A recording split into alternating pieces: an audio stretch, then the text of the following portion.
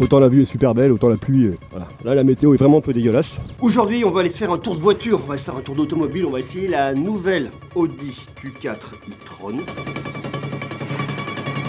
On avait commandé du beau temps. Qu'est-ce qui se passe?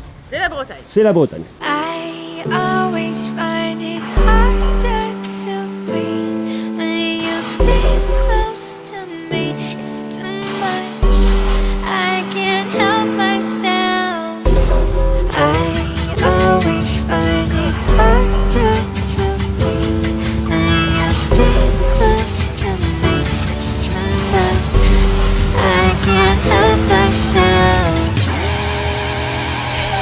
Donc là je suis avec mon bon JB, filme-toi JB, il faut qu'on sache que tu es là, assume-toi. Voilà. Salut la team, comment ça va? Salut la team. Et je vous le dis tout de suite, c'est une pré-série, c'est pas le modèle que vous allez acheter vous, enfin quasiment, il reste 2-3 petits trucs. Et le petit truc qui reste, c'est la partie software qui est un petit peu buggée. Ce qui fait que la caméra de recul on l'a pas, mais ça vous l'aurez, c'est vraiment juste qu'on est sur une version logicielle qui est pas définitive. Et lorsque vous mettez de la musique, parfois le GPS il sait plus trop où il habite. Et il y a un truc qui me fait marrer dans cette voiture, c'est qu'en fait on a déjà le volant qui est plat sur le haut, plat sur le bas. Côté pratique, c'est que vous passez vos guimauves, vous passez vos jambes, là vous avez un peu plus de place. Et puis il y a un côté vachement moderne, ça j'aime bien. Et il y a un autre truc qui me fait marrer, je sais pas si tu as eu la même idée que moi JB, c'est que en fait tout l'intérieur et l'affichage est un peu tourné vers le pilote. C'était pas de ta génération, mais moi ça me fait penser à K2000. En mode un petit peu moins prononcé, parce que K2000 il y avait vraiment l'écran qui était là en fait. Et donc j'ai vraiment l'impression d'être plus en immersion. Maintenant le truc que j'aime un petit peu moins, c'est qu'en fait juste en dessous là, tu as de la recharge en induction. Et que JB et moi, on a un iPhone 12 Pro Max. Et que chez Audi, ils se sont dit tiens on va pouvoir recharger, ça passe pas. Ça passe pas parce qu'il fait pas le contact. Donc il y a un côté qui est un peu plus haut, un peu plus bas. Et ce qui fait que pour le recharger, ben non. Donc si vous avez un iPhone 12 Pro Max, c'est pas le bon plan, c'est pas pour vous. Et l'autre truc qui est un petit peu con dans l'idée, et après j'arrête avec les défauts, c'est que lorsque vous avez votre téléphone qui est en recharge en induction en bas, et si vous l'avez pas mis en Apple CarPlay, parce que vous avez Apple CarPlay et qu'en plus vous avez Android Auto. Comme c'est caché par toute cette partie là qui est pratique, hein, ben le seul problème c'est que tu vois pas. Donc en termes de sécu c'est un peu ballot. C'est-à-dire que tu prends ton téléphone, il faut que tu le prennes à la main et que tu le regardes. Bon si je l'ai mis en Apple CarPlay, je vois tout ici. Mais si je l'ai pas mis, ben, je trouve ça ça fait un peu râler quoi, en termes de sécu. Après il y a un truc qui est rigolo, c'est qu'ici pour monter le son, regardez là. Et ben là tu tournes et tu montes le son. Alors problème de droit d'auteur, on va faire gaffe. Tu tournes comme sur un iPod. C'est en tactile.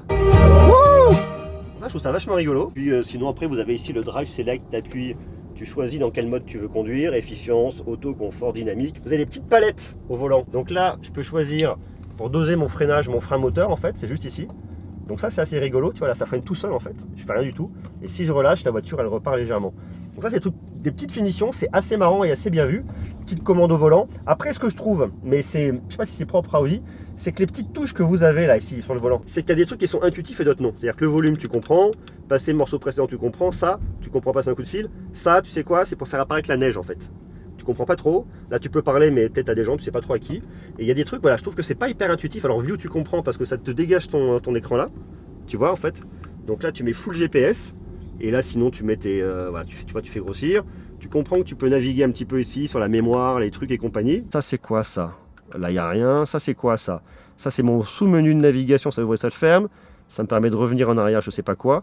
Là ça me change mon affichage, ok. Et ça c'est pour changer les morceaux. Et ça c'est quoi en fait? Instruction de navigation. L'idée globale est bien d'avoir ces commandes, mais en fait on sait pas réellement à quoi ça correspond. Il y a 2-3 trucs qui sont pas hyper intuitifs. Ou alors c'est que moi je suis pas habitué.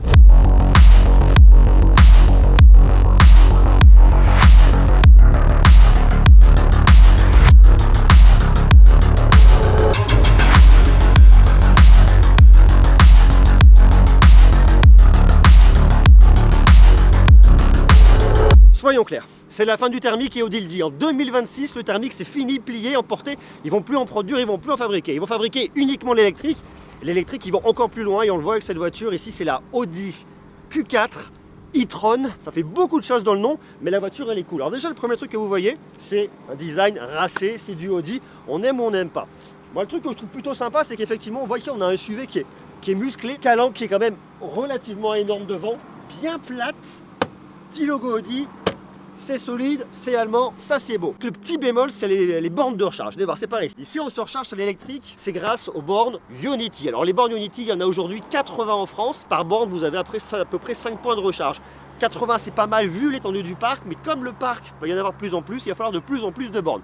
J'imagine que Audi a prévu le truc forcément, mais sur des périodes, vous voyez, comme ça, de départ en vacances, je me dis que si tout le monde a l'électrique et fait la queue, il vous faut quoi? Il faut une demi-heure pour venir la recharger quand même. Vous risquez de prendre peu votre mal en patience. C'est un peu aussi un des points négatifs par rapport au thermique. Mais malgré tout, ça va dans le sens de l'histoire. Alors plus vous allez avoir de voitures, plus vous allez avoir de bornes, plus le réseau va se déployer et ça sera intéressant. Alors il y a différents modèles. Nous, c'est le modèle 50, 488 km. Ça va dépendre de vous, ça va dépendre du mode que vous allez choisir. Il y a plein de modes différents qui seront plus basés sur l'autonomie, d'autres qui seront plus basés sur la conduite un peu plus sportive. Autre truc qui est très cool, c'est les jantes. Vous êtes de 19 à 21 pouces en fonction de la finition que vous allez prendre. Et cette bagnole, elle envoie du steak. Vous êtes de 0 à 100 en 6 secondes 2, vous avez 299 chevaux. Et après, la magie opère à l'intérieur.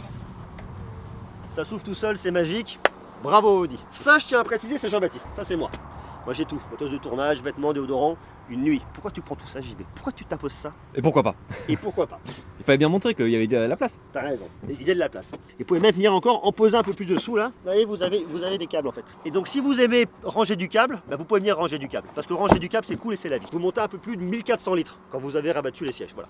Je sais pas si on va le transformer en utilitaire pour autant, mais si vous voulez une fois de plus mettre la poussette, mettre Jean-Baptiste, emmener Jean-Baptiste pendant 10 jours en vacances, il vous faut les 1400 litres.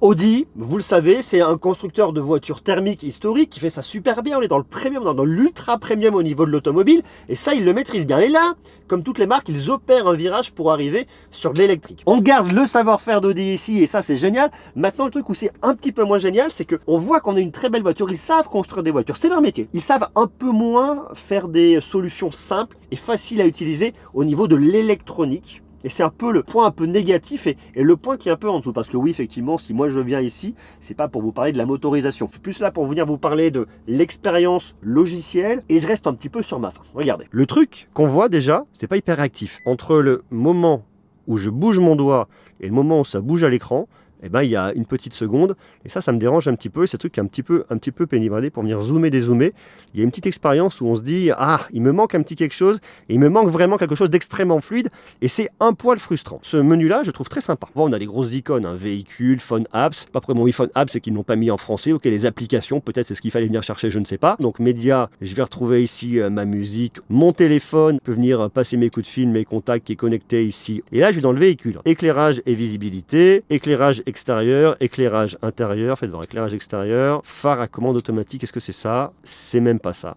JB. Bonjour. Bonjour. C'est récupérer un smartphone qui ne rentre pas sur le pad de rechargement. Ouais. C'est où là pour régler les phares? Pour les phares? Ouais, je retrouve pas. Alors monsieur, pour vous régler vos phares, vous avez besoin d'aller ici dans véhicule. Dans véhicule. Ensuite, vous vous retrouvez dans éclairage et visibilité, puis ensuite éclairage extérieur et vous voici avec ici la signature lumineuse numérique et vous pouvez choisir votre signature. Et tu vois, je retrouvais pas. Et ben de rien, je suis là pour ça. C'est Autre chose? Merci. Je trouve que ça manque un peu de compréhension en fait, tu vois. Où tu C'est te dis... le petit problème, ouais. On s'attend à quelque chose de plus intuitif et ça reste avec. Là par exemple, on a fait quoi? 7 sous-menus pour arriver au phare. Ouais. C'est un peu. Il manque un petit truc quoi. Bon, mais c'est que ça reste que du logiciel. Ça peut se changer quand. Ça peut se changer, c'est que du logiciel. bien. Bravo. C'est une belle conclusion, monsieur, je vous félicite. On a différentes positions de phare, donc ça c'est assez rigolo. C'est des finitions hein, pour voir, regardez, vous mettez au phare comme vous voulez. Et quand vous changez, en fait, ça change pas. Si vous voulez changer, faut confirmer. Et c'est pareil, petit point de détail, quand j'ai confirmé, est-ce que c'est vraiment changé devant ou pas? J'ai un petit clic que j'aurais peut-être aimé un peu différent pour m'en rendre compte. Et c'est une fois de plus un petit point de détail, mais malgré tout, c'est pas extrêmement simple. Donc je trouve que dans l'ensemble, il y a tout ce qu'il faut. Mais il faut vraiment se l'approprier, il faut prendre le temps de venir voir un petit peu et de comprendre. Parce que comme ça, c'est vrai que tout de suite, on capte pas tout nécessairement et c'est pas hyper évident. On va avoir de la recharge, regardez, en USB-C. Et si je veux récupérer de l'USB-A, bah, il me faut un petit adaptateur que vous pouvez venir vous brancher en 12 volts. On s'entendrait dans une voiture avec un côté tech, à ce qu'on ait plus de boutons et que tout soit géré par un grand écran. Ça aurait pu être intéressant d'avoir un espèce de second écran pour venir gérer ça. Non, ici ils ont fait le choix de conserver cette partie-là avec des petits boutons.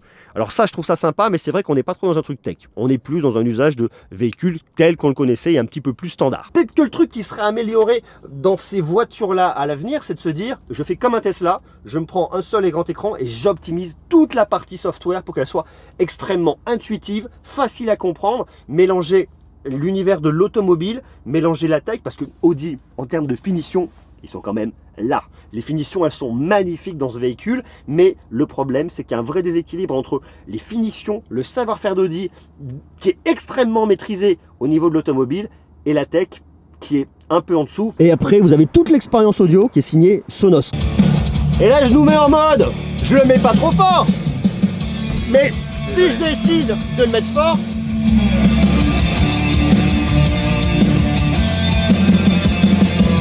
ce qui est génial, c'est que vous avez quand même, je trouve, un son qui est extrêmement précis. Et quand on monte le son, on sature pas. C'est du métal, c'est déjà saturé, mais on ne sursature pas.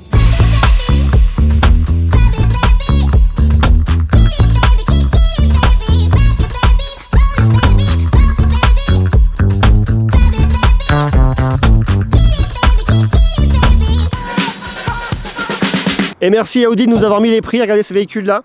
Si vous le prenez sans option, celui-là, celui que j'ai là, on est à 67 950 €. Et le modèle qu'on a ici, nous, on monte quand même à 85 770 €.